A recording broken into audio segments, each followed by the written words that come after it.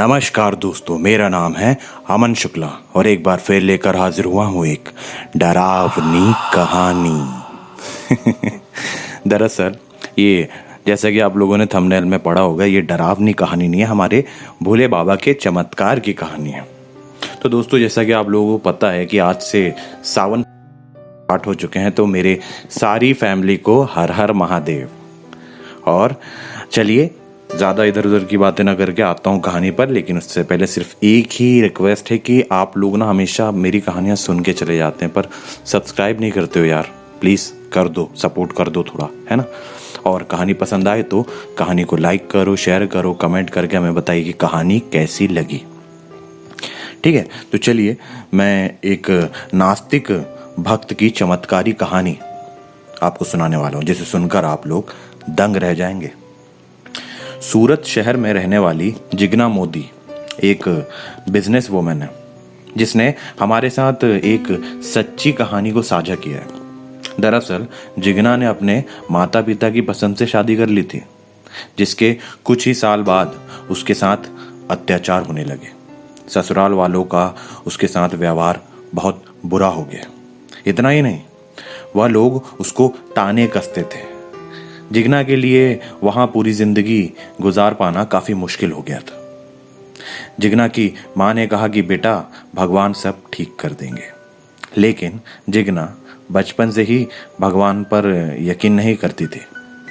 कई बार तो वह भगवान के खिलाफ विरोध करने लगती थी, मतलब उल्टा सीधा बोलने लगती थी। एक बार नौबत यहाँ तक आ गई कि जब जिग्ना का पति उसे पूजा पाठ करने के लिए कहता था ना, तब वह उससे भी झगड़ने लगती थी। शादी को 5 साल बीत जाने के बाद एक दिन जिग्ना का पति कार एक्सीडेंट में अपनी जान गंवा बैठता है, जिसके बाद जिग्ना पूरी तरह से टूट गई और खुद को संभालने की कोशिश करने लगी। कुछ समय बाद जिग्ना ने प्राइवेट कंपनी में अब काम करना शुरू कर दिया। वहां पर जिग्ना की एक दोस्त बनी, हेतल। कम समय में उन दोनों की दोस्ती काफ़ी पक्की हो गई थी और एक बार हेतल ने जिग्ना से कहा कि चलो हम उज्जैन चलते हैं। दरअसल ना, ये जो इतना कुछ जिग्ना के ऊपर बीत चुका था ना, कि सास अपने ससुराल वालों से प्रताड़ित होना और हस्बैंड से झगड़ा और फिर उसके बाद हस्बैंड का एक्सीडेंट में एक्सपायर हो जाना, तो क्या होता है कि इन सब चीज़ों से ना, और ऊपर वाले से इनका कोई कनेक्शन है नहीं, तो ना क्या होता है, कोई सपोर्ट नहीं रहता है, एक उम्मीद नहीं रहती है। इंसान ना सांस के बगैर भी कुछ सेकंड जिंदा रह सकता है, लेकिन ना उम्मीद के बगैर बिल्कुल नहीं जी सकता। तो ऐसे ही कुछ जब हो रहा था, तो उस समय में उसने यही सोचा कि किसी प्राइवेट कंपनी में काम कर लिया जाए, अपना खर्चा भी निकल जाएगा और जो माइंड है वो भी डाइवर्ट हो जाएगा। तो जिग्ना क्या करती है, प्राइवेट कंपनी में काम शुरू कर देती है। यहाँ पे इनकी एक दोस्त बनती है, हेतल। तो हेतल से इनकी बॉन्डिंग ना काफ़ी अच्छी होने लगती है। क्या होता है कि हेतल के साथ ये अपना बाहर घूमने जाना चालू कर देती हैं, मतलब जो भी दो फ्रेंड्स मिलके करते हैं ना, कलीग्स, तो एक तरह के से कह सकते हैं कि बहुत प्यारी अच्छी बॉन्डिंग हो गई थी इनकी।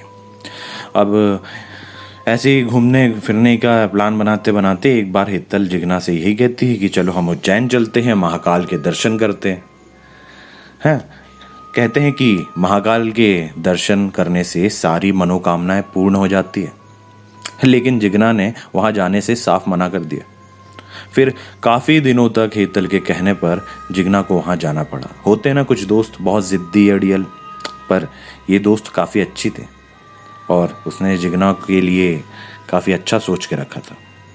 तो हेतल के काफ़ी कहने पर, है ना, काफ़ी दिनों तक इनका डिस्कशन चलता रहा और इन्हें वहाँ पे जिग्ना जी को हेतल के साथ वहाँ पे जाना पड़ ही गया आखिर। तो जिग्ना 20 साल बाद मंदिर जा रही थी। आपको पता है कितना लंबा वक्त होता है, और उस बीच इन्होंने जो कुछ सहा वो अलग। तो उसका ना भगवान पर से विश्वास बिल्कुल उठ गया था, लेकिन हेतल के कहने पर घूमने के लिए चली गई। उज्जैन महाकाल मंदिर में पहुंचने के बाद हेतल और जिग्ना मंदिर के अंदर पहुंच गए। मंदिर से पूजा करने के बाद जब जिगना हेतल कहीं पर घूमने के लिए निकले तो जिगना का बहुत बुरा कार एक्सीडेंट हो गया। माफ़ कीजिएगा, थोड़ा अटक गया था मैं उसके लिए। लेकिन हम कहानी पर आते हैं कि वहीं घूमने फिरने के दौरान ना हेतल का बहुत बुरा एक्सीडेंट हो जाता है। समय रहते हेतल जिगना को अस्पताल लेकर पहुंचती है। डॉक्टर्स ने जब जिगना की हालत देखी तो कहा कि इसको बचा पाना काफ़ी मुश्किल है, तब तो भगवान ही इसको जीवन दान दे सकते हैं। जिस समय जिगना आईसीयू में जिंदगी और मौत से लड़ रही थी, उस समय महादेव स्वयं रूप में उसके पास खड़े हो गए। जिगना ने कहा कि क्या आप सच में भगवान हो या फिर कोई इंसान हो? क्योंकि जिगना एक नास्तिक महिला थी तो उसे वैसे भी इन सब चीज़ों पे भरोसा नहीं था। उसे लगा कि यहाँ मंदिर वाला माहौल है तो हो सकता है कि हर कोई महादेव बन के घूम रहा हो, है ना। फिर महादेव ने मुस्कुराते हुए कहा, बेटी तुमने तो मुझे कभी भगवान माना ही नहीं, लेकिन तुम तो मेरी ही बेटी हो। महादेव की यह बात सुनकर जिगना काफ़ी बुरी तरह से रोने लगी और कहा, मुझे माफ़ कर दो भगवान, मुझे लगता था कि आप इस दुनिया में हो ही नहीं। तब महादेव ने कहा कि मैं कण कण में वास करता हूँ, बस बात है नज़रिए की। जो लोग मुझे जिस तरीके से पाना चाहते हैं मैं उसी तरीके से उनके पास पहुँचता हूँ। तुमने कभी भी भगवान की कृपा को महसूस नहीं किया, लेकिन आज से तुम भगवान को मानना शुरू कर दोगी। जिगना महादेव से कहने लगी कि क्या मैं ठीक हो भी पाऊंगी या नहीं। इस पर महादेव ने कहा कि तुम आज से ठीक हो जाओगी। यह कहकर महादेव बाहर चले गए। नहीं, कोई अंतर ध्यान नहीं हुए वहां से, जैसा पिक्चरों में बताते हैं। वो वहां से उसके रूम से चले गए। कुछ देर बाद जब जिगना के घर वाले अस्पताल में पहुंचे तो जिगना चलने फिरने लगी और उसको मामूली सी चोट आई थी। डॉक्टर्स और हेतल यह सब देखकर हैरान हो गए कि कुछ देर पहले ही जिगना का इतना बड़ा एक्सीडेंट हुआ है और अब अचानक यह इतनी जल्दी ठीक कैसे हो गई। हेतल ने जिगना को के आगे भी यही सवाल रखा। फिर सभी के सामने जिगना ने महादेव की कहानी सभी को बताई और कहा कि यह सबक था मेरी जिंदगी का। महादेव की इतनी कृपा होने के बावजूद भी मैं कभी उनकी शक्तियों को समझ नहीं पाई। जिगना में इतना बड़ा बदलाव देखकर जिगना के घर वाले हैरान रह गए और जिगना से बिना सवाल जवाब किए उसको घर ले आए। जब से ही जिगना हर रोज महादेव के मंदिर में जाती है। वह पूजा पाठ करके ही भोजन करती है। अब जिगना महादेव की परम भक्त बन गई है।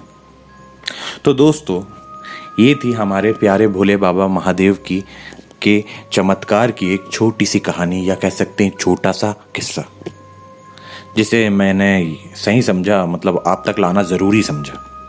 तो दोस्तों, अगर आपको ये कहानी पसंद आई हो या किस्सा पसंद आया हो तो अब तो यार प्लीज़ ना मेरा चैनल सब्सक्राइब किए बगैर मत जाना यार, है ना। बहुत उम्मीद है आप लोगों से। और हाँ, कहानी पसंद आए तो कहानी को लाइक कीजिए, कहानी को शेयर कीजिए, है ना। और कमेंट करके हमें बताइए कि आपको कहानी कैसी लगी। और हो सके तो क्या, बिल्कुल कमेंट करके हर हर महादेव लिखना ना भूले, ठीक है। और चलिए फिर मिलते हैं हम अपने अगले एपिसोड में, जहाँ पर मैं आपके लिए लाऊंगा, अब मैं आपके लिए महादेव के चमत्कार भी लाता रहूँगा और डरावनी कहानियाँ भी लाता रहूँगा। तो दोस्तों, मिलते हैं हम अपने अगले एपिसोड में। तब तक बने रहे मेरे साथ, और सब्सक्राइब नहीं किया तो प्लीज़ सब्सक्राइब कर लेना यार, है ना। चलिए ठीक है, चलते हैं, बाय, धन्यवाद।